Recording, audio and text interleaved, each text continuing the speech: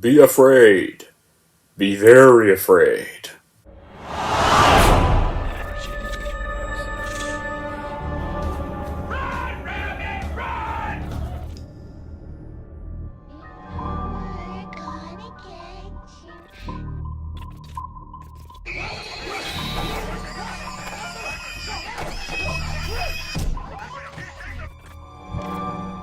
One, two, three!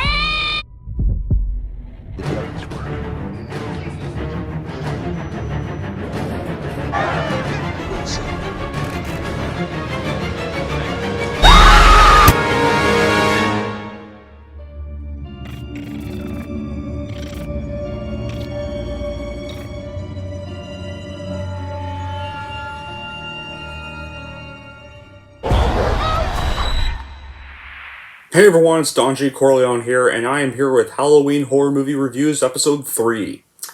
And Episode 3 is going to be for a film from David Cronenberg. And I think you can tell what it is by pulling out this box. And it's ironically a 1986 remake. And it's for one of the few remakes that is better than the original movie. Yes, you can guess this one, guys. This episode is going to be for 1986's The Fly.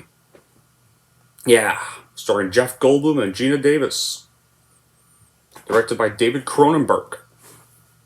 Director of films like The Brood, A History of Violence, Easter Promises, and Naked Lunch. Yeah, so what's the plot of this? Well, an eccentric scientist changes the world with his teleportation technology. When his experiment seems to be going well, Dr. Seth Brundle tests his machine on himself and he gets fused with the worst kind of pest on planet Earth, the Fly. What's the price of a man playing God? Only Seth knows. So how was the film made? In the early 1980s, co-producer Kip Ullman approached screenwriter Charles Edward Pogue with the idea of remaking the classic science fiction horror film The Fly. Pogue began by reading George Langren's short story and then watching the original 50s movie, which he had never seen. Deciding that it was a project in which he was interested, he talked with producer Stuart Kornfeld and said about setting up production, and Kornfeld very quickly agreed. The duo then pitched the idea to executives at 20th Century Fox and received an enthusiastic response, and Pogue was given money to write a first-draft screenplay. He initially wrote an outline similar to that of Langren's story, and both he and Kornfeld thought it would be better to rework the material to focus on a gradual metamorphosis instead of an intolerant monster. However, when executives read the script, they were so unimpressed that they immediately withdrew from the project. After some negotiation, Kornfeld orchestrated a deal where Fox would agree to distribute the film if he could set up financing through another source, and the new producer would end up being Mel Brooks. The film was to be produced by his company, Brooks Films. Kornfeld was a frequent collaborator and friend of Brooks, and together they had produced David Lynch's film The Elephant Man, and Brooks would leave his name in the film's credits to avoid confusing viewers who might expect a Mel Brooks film to be a comedy.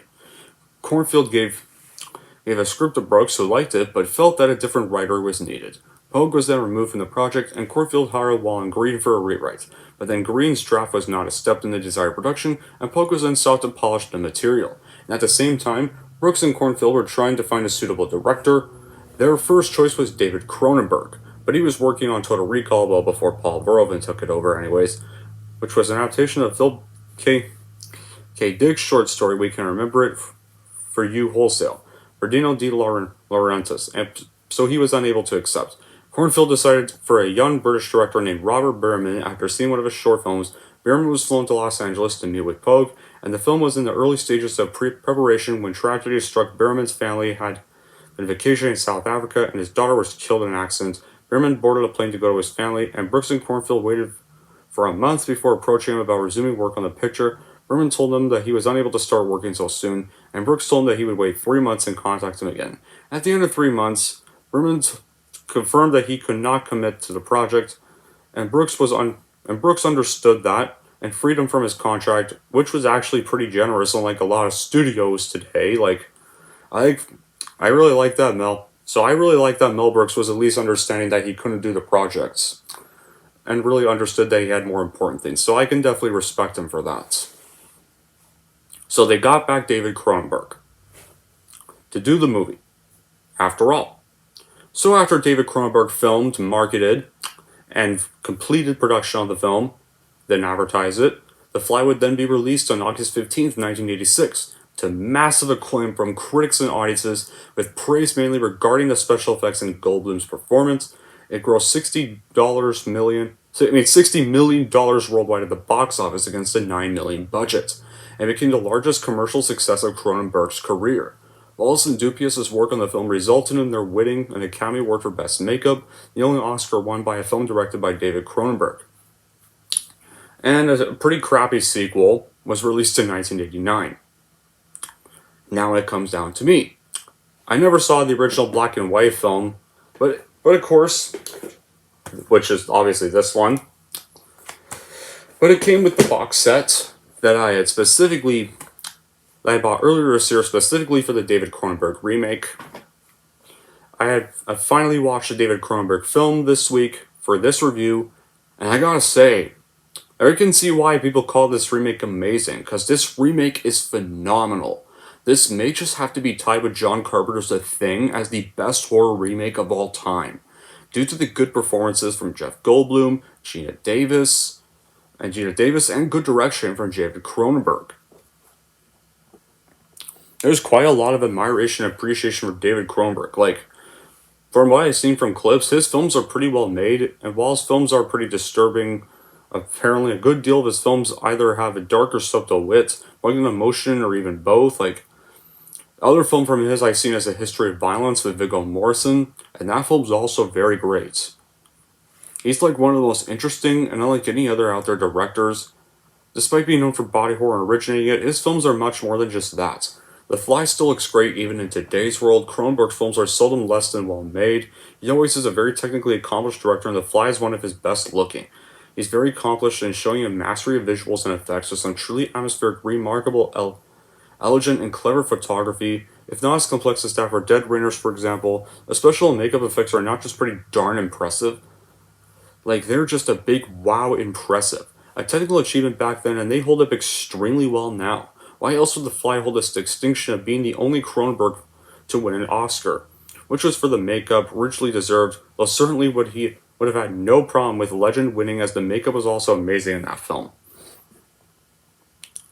Cronenberg regular Howard Shore, the director's composer of choice even, provides one of his best scores, which is like its own character and like a character of its own in the film.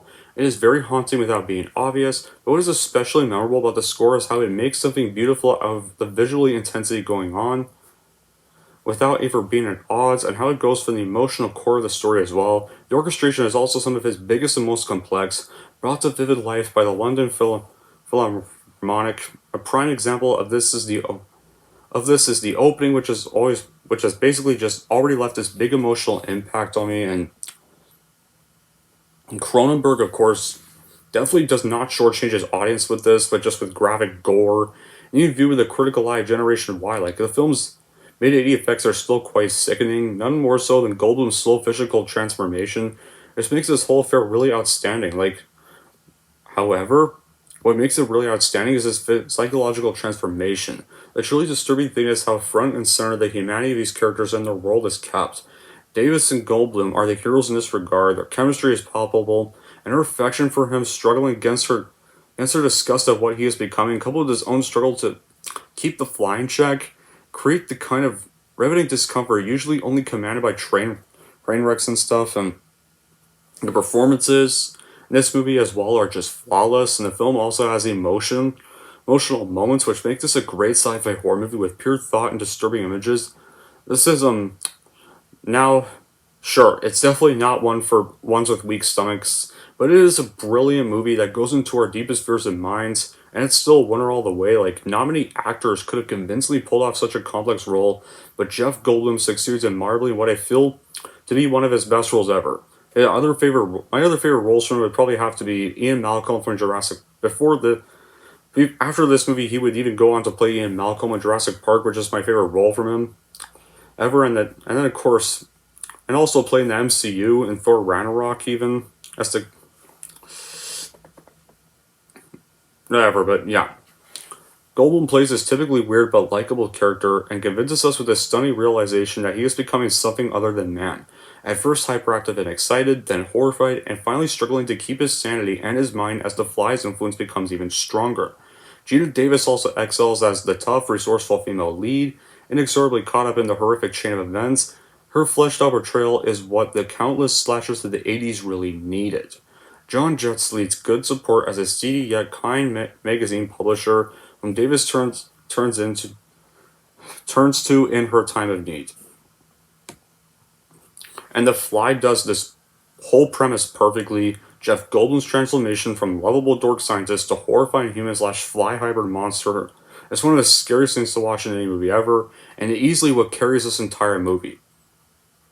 However, does this mean this movie has really any complaints? No. Once again, guys, no perfect movie has any complaints.